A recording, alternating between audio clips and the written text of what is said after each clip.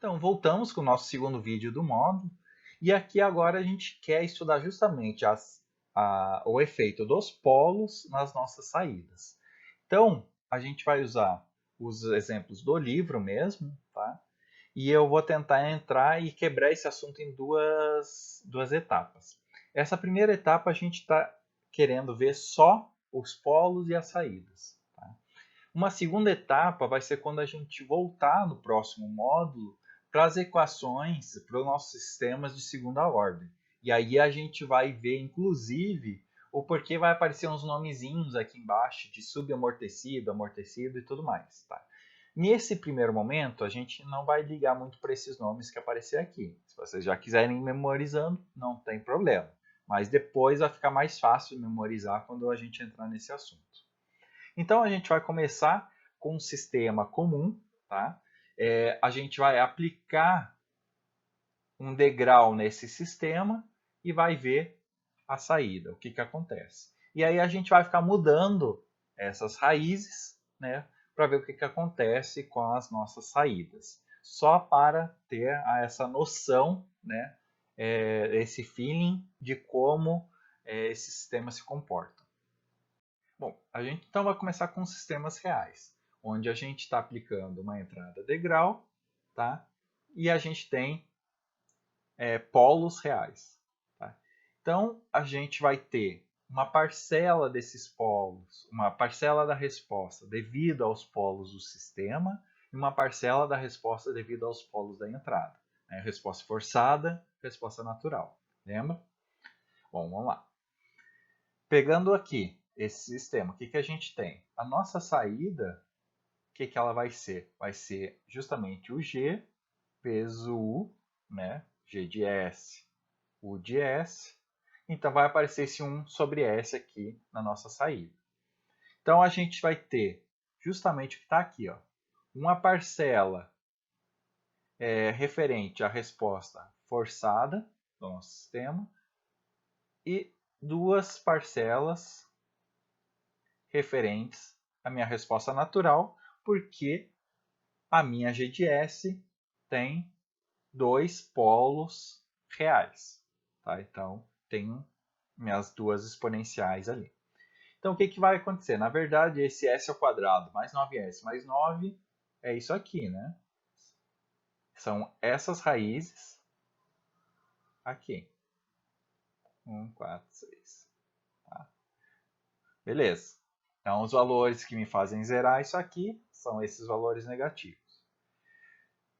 Bom, o que, que a gente tem aqui na nossa resposta? A gente tem uma resposta no tempo, que tem um degrau, mais uma exponencial com algum valor multiplicando essa exponencial, e essa exponencial elevada a um valor negativo vezes t.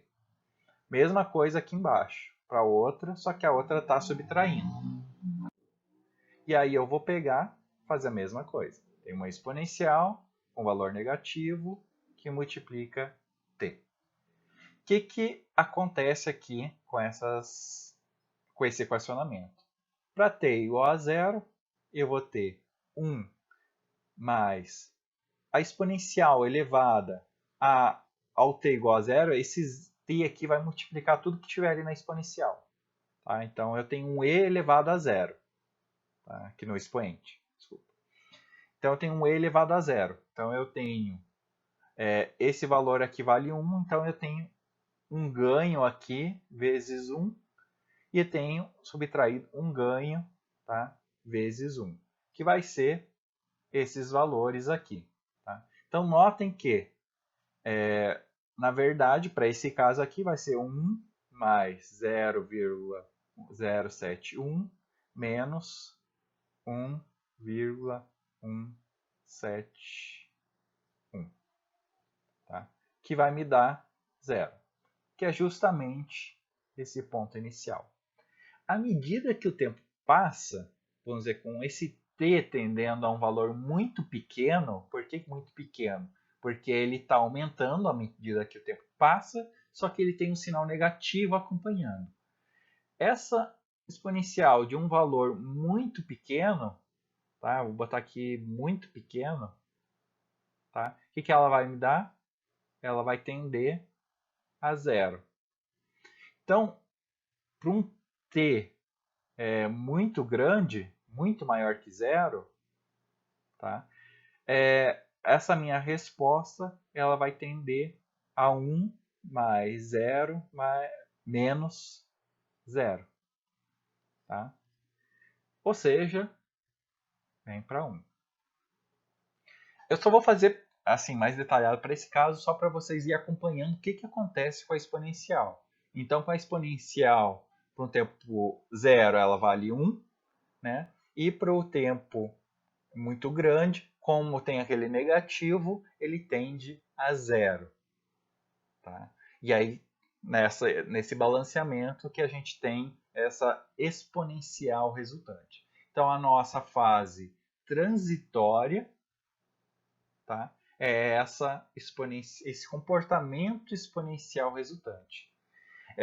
Se ela está um pouquinho mais deslocada para a esquerda, para a direita, se é uma curva mais acentuada, menos acentuada, isso vai depender dos meus valores, dos meus polos, que é justamente, né, o valor dessas duas exponenciais. Tranquilo? Não é difícil, né? Então, beleza. Isso serve para o sistema de primeira ordem também, porque a gente só vai ter um polo e a gente só vai ter uma exponencial. Segue a mesma lógica, tá? Mas notem que o comportamento é bonitinho. Ele vai para um valor e fica lá. Agora, o que a gente vai fazer? Tá? Se eu aplicar um impulso, o que é um impulso? Eu estou jogando energia no meu sistema e estou deixando ele reagir. Qual que é o problema do impulso? Eu tenho uma fase que eu estou energizando e só depois que eu energizei, tá, é que eu vou ver como que realmente é o meu comportamento do meu sistema. Então aqui que tem que ter um certo cuidado. Tá? Por isso que a gente não trabalha muito com impulso, acaba trabalhando mais com o degrau. Mas não deixe de dar certo, né, de analisar o comportamento vendo o impulso. Então, o nosso sistema natural, a nossa resposta natural do nosso sistema é ter um comportamento exponencial que tende a zero. Ele tende a dissipar essa energia com o tempo. Então, é legal ver, né, que o nosso sistema ele reage de alguma forma. E esse é o comportamento dele. Então, essa aqui é a nossa característica do nosso sistema. Tanto para carregar, só que ele carrega de uma forma um pouco mais rápida, quanto para descarregar. Tranquilo? Beleza. Agora a gente vai ver os outros casos. Tá? O que acontece quando a gente tem polos complexos? Polos com parte imaginária. Nosso sistema, quando a gente vai escrever lá, ele fica em termo de seno e cosseno, não é? Quando a gente faz as raízes complexas, não é seno e cosseno? Então, justamente. Esse seno e cosseno, tá? Quando estão multiplicados pela exponencial, o que vai acontecer? Eu tenho aquele comportamento exponencial, né? Alguma coisa exponencial de alguma coisa menos t, vezes cosseno de alguma coisa. E menos, tá? A exponencial também, mesma coisa, vezes o seno de alguma coisa. Notem que cosseno e seno são termos oscilatórios, não é? Mas, como eles estão multiplicados pela exponencial, a exponencial vai ter o mesmo comportamento. No início, ela vale 1, eu tenho um comportamento mais oscilatório. Quando o tempo tende a zero, o tempo tende a um valor muito pequeno, essa exponencial aqui tende a zero, multiplicado por seno e cosseno, vai me dar zero. E vai me sobrar só o meu degrau, que é justamente o que vai acontecer. Tá? Então, passou a minha fase transitória, ele estabilizou em um valor, tá? Ele estabilizou no valor do degrau. Então, eu também consigo ver aqui o comportamento. Tá? Então, quando eu tenho raiz complexa, eu tenho seno e cosseno. Só que aquela exponencial negativa que está ali não me deixa ter, não me deixa esse valor de seno e cosseno ficar oscilando eternamente. Ele vai tender a zero e isso resolve o nosso problema. Da onde que vem essa exponencial? Essa exponencial ela vem do valor real negativo, isso aqui. Tá? Então, a minha parcela real negativa me dá essa parcela exponencial. A minha parcela imaginária me dá a minha oscilação aqui, que é o seno, cosseno e seno. Tá? É bem mágico, mas olha só como a gente consegue, depois que sabe dessas informações, consegue saber o que vai acontecer com o nosso sistema. Então, beleza, se eu tenho raízes, duas raízes, com valor real negativo, aqui, né, no meu polo sendo um valor real negativo, eu tenho uma exponencial negativa que vai diminuir com o tempo, e tenho a parte imaginária com seno e cosseno, tá? Quer dizer que eu tenho oscilações. Então, dependendo da contribuição dessas parcelas, eu vou ter uma variação maior ou menor. Minha resposta ao impulso. Injetei energia, mesma coisa. Ó, ele tem um comportamento oscilatório, mas ele volta a zero. Tá? O que isso quer dizer? Eu injetei energia, ele dissipa aquela energia e chega a ficar estável.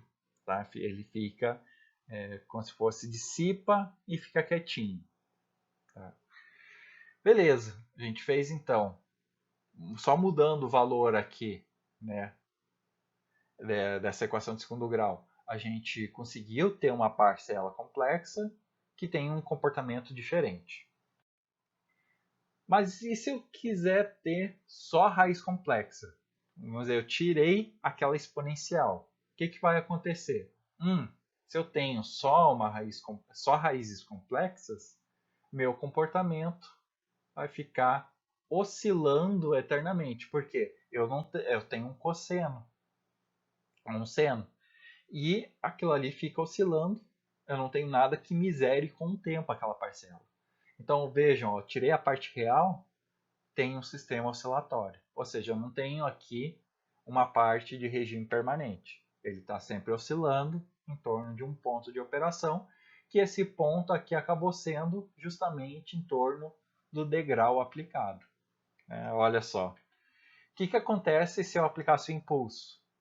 Ele ia ficar também oscilando, né, em torno de zero. Tá? Porque eu só excitei o meu sistema, mas eu não estou injetando constantemente energia. Então, ele fica oscilando eternamente. Aí. Tá? Claro que na prática não vai ter um sistema totalmente oscilatório desse jeito, né? Com algumas poucas exceções. Bom, beleza, Daniel, mas e o que acontece se eu colocar duas raízes reais juntas no mesmo lugar? Que é aquele caso das raízes repetidas. O que vai acontecer? Bom, vai aparecer aquele t vezes e a menos 3t, né? O que vai acontecer é que ela vai ter vamos dizer, vai ser mais acentuada, tá? Ela vai ser mais intensa e não vai ter uma curvatura tão redondinha que nem raízes reais distintas. Mas ainda assim, ela vai convergir para um ponto, porque tem a exponencial aqui que vai miserar com o tempo.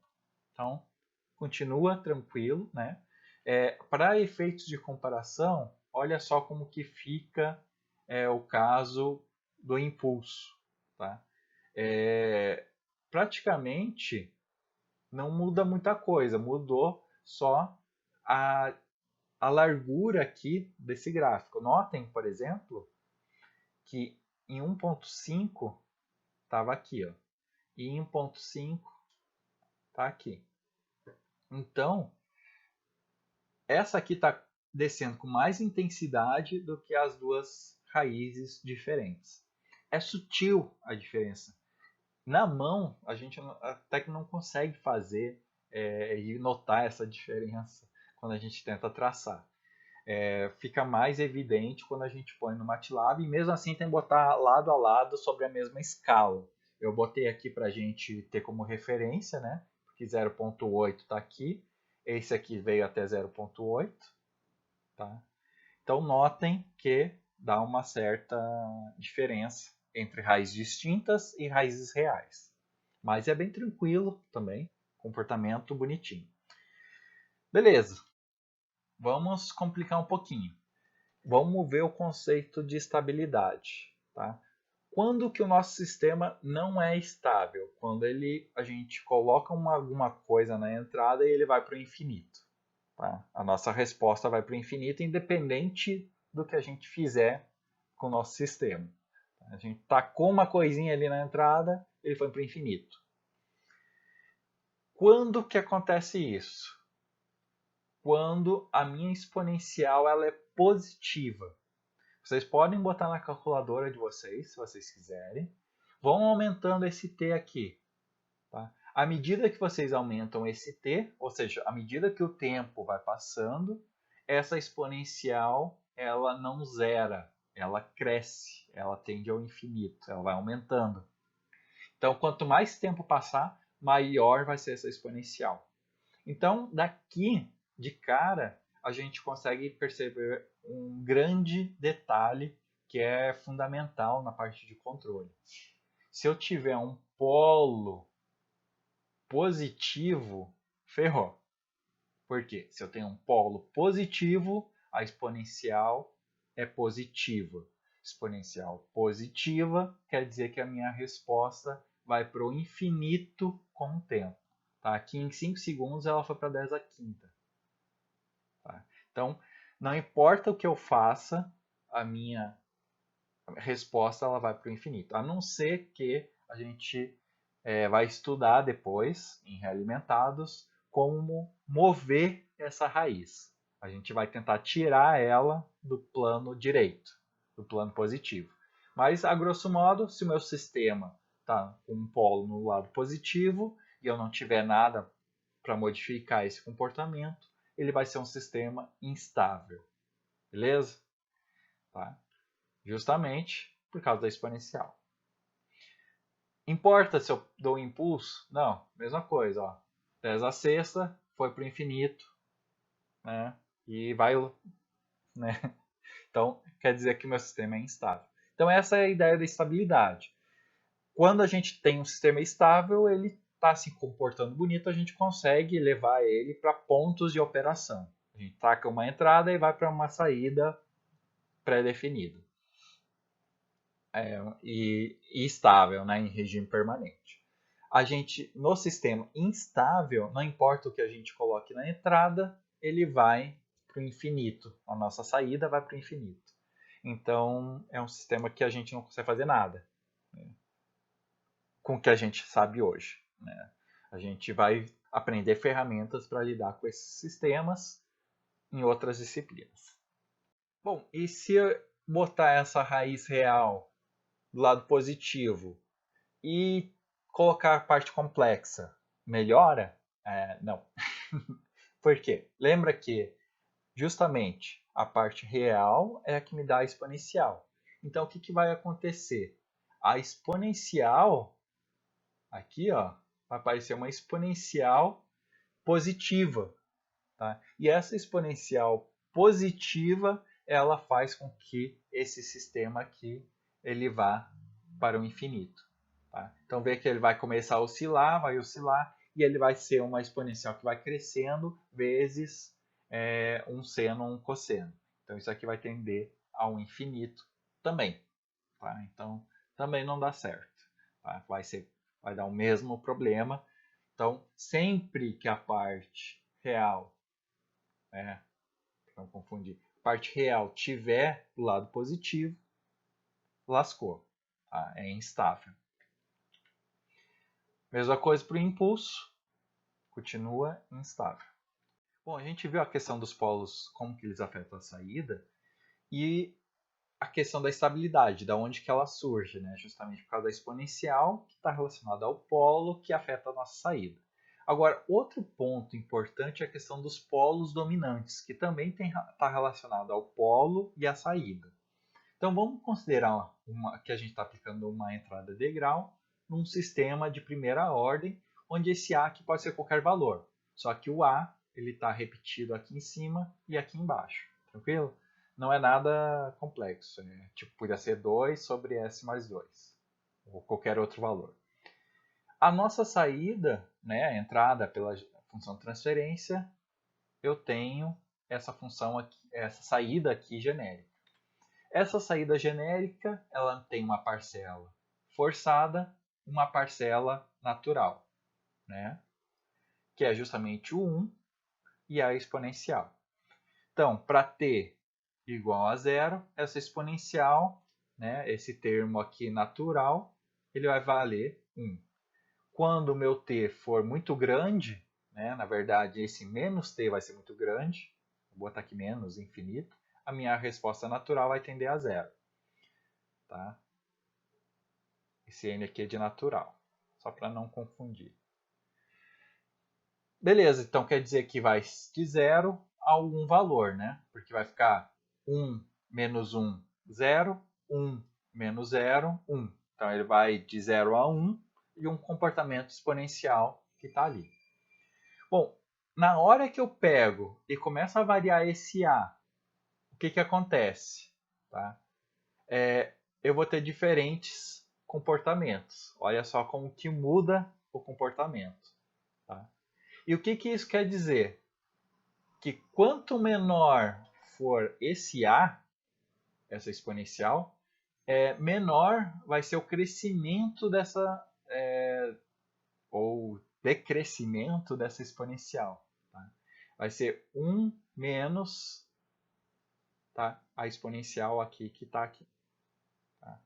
Essa exponencial aqui, ela cresce, ou no caso, diminui mais rápido, tá? À medida que esse A aqui está multiplicando o T. Né? O T é sempre igual, o instante de tempo que está passando é sempre igual. Né? A gente pode trabalhar aqui de 1 em 1 segundo, 0.1, 0.001 segundo, mas todas as funções estão variando com o tempo da mesma forma. O que muda é esse A que está multiplicando esse T. Então quer dizer que, por exemplo, um T de 10 segundos, tá? Eu vou ter uma exponencial, por exemplo, se A for igual a 1, vou ter uma exponencial de 10t, para A igual a 1. Para um A igual a 0,5, essa exponencial vai ser o quê? Menos 5t. Desculpa, t, né? Não tem, porque eu estou substituindo. Então, justamente essa exponencial. Beleza. Então, se eu tenho isso, quer dizer que essa exponencial aqui, ela está indo mais rápido para zero, desculpa, para o menos infinito, né? Que vai me dar uma resposta total, aqui, esse valor total aqui, ela vai tender mais rápido a zero do que essa resposta aqui, para o mesmo instante de tempo. Então, a gente tem que pensar aqui com calma, né? O que está acontecendo. Esse A aqui é o de 0,5 e aqui 1, 2, 3, 4 e assim vai indo até a última aqui de 10. Tá? Então notem que a minha resposta ela é mais rápida, tá? Para essas exponenciais maiores. E o que significa ter uma resposta mais rápida? Que o transitório é mais rápido. Então, um transitório mais rápido não me afeta muito o meu sistema. O que me afeta o sistema são os transitórios lentos. Isso aqui que me preocupa. Tá? Então, isso aqui que é o fator-chave. Os polos com menor valor, eles são mais dominantes do que os polos com valor maior. Se vocês notarem, por exemplo, do 10, aqui, nesse ponto aqui do tempo, né, mais ou menos aqui, já acabou o transitório. O transitório aqui, o transitório do A igual a 10 acabou aqui. O do A igual a 0,5 ainda está acontecendo, porque ele também vai para 1, mas ainda não acabou. Então, esse aqui, por exemplo, se eu tivesse duas raízes reais complexas, duas raízes reais, tá? Uma com A igual a 10, outra com A igual a 0,5, a do 0,5 ela é muito mais dominante, né, na minha resposta do que a com A igual a 10. Então, notem que tem esse peso. E isso é extremamente importante. Para vocês terem uma ideia, o que eu fiz? Eu peguei um sisteminha, tá? 1 sobre S sobre 1 sobre S mais 1, tá? Que é o azul que está aqui, ó. Ele está aqui junto com o verde. Escondidinho ali é a primeira. Então é uma raiz exponencial com S mais 1. O que eu fiz em seguida? Eu peguei a mesma simulação e fiz para dois polos. S mais 1. Mantive esse S mais 1 fixo, tá? Que é justamente essa exponencial aqui.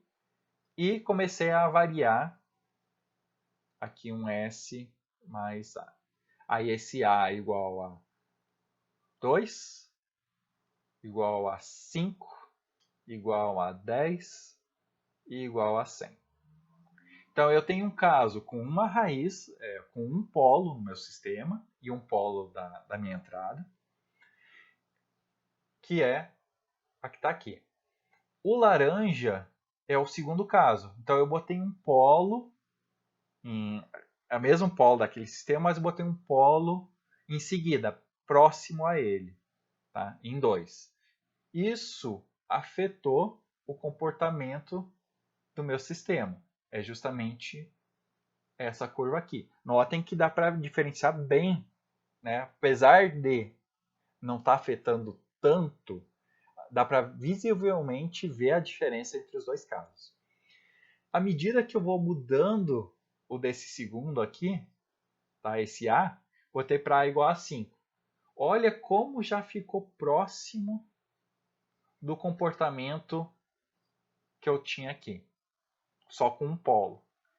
Vou lá, aumento para 10 esse A. Então eu tenho 1 sobre S, 1 sobre S mais 1 e 1 sobre S mais 10. É o caso do roxinho aqui, ó, bem próximo também.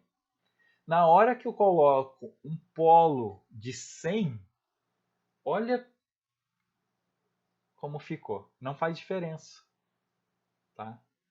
Praticamente idêntico. Dá para até dar um zoom ali, aproximar bem, até consegue diferenciar uma da outra. Mas o que isso quer dizer? Se eu trocar aqui o A por 100, botar aqui o 100, e botar um sistema com essa característica aqui, esses dois aqui vão ter a mesma resposta. Então, em alguns casos, eu posso pegar um sistema que tem raízes rápidas e desconsiderar elas e escrever ele apenas em termos das minhas raízes lentas, tá? Das meus polos lentos. Então, isso é uma coisa legal de se ver, né? Justamente porque, ó, notem que as respostas ainda são meio parecidas, né? Não são tão distantes, mas que na hora que eu ponho mais um polo próximo, isso já me afetou o comportamento. Mas à medida que eu for avançando e botando polos cada vez mais distantes, isso perde o efeito. Então eu posso escrever em termos dos meus polos dominantes. O Ogata, ele define, tá, que a gente pode desconsiderar os polos rápidos se eles forem na ordem de 5 vezes, tá, o valor do meu polo lento. Tá? Eu geralmente sou um pouquinho mais conservador, mas isso aqui é uma referência mais didática, tá? Para a gente ter um valor como base. Então vamos considerar isso, tá? Como está no livro, vamos usar esse valor. 5 vezes maior, a gente já pode dizer que a menor raiz já está sendo dominante na resposta. Tá? Outro detalhe, não pode ter zeros próximos, tá? Porque os zeros, lembrem, eles distribuem os comportamentos. Então, os zeros eles podem afetar, né, a parcela que vai ser atribuída a cada um dos polos. Então, isso pode afetar a minha resposta. Então, se tiver esse caso, a gente pode escrever em termos do nosso polo dominante. Tranquilo?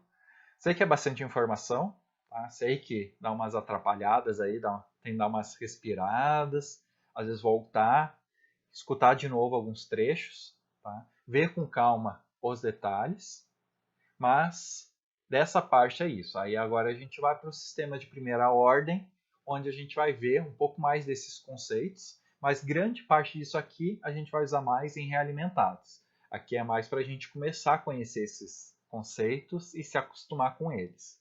Tá? Então, até o próximo vídeo.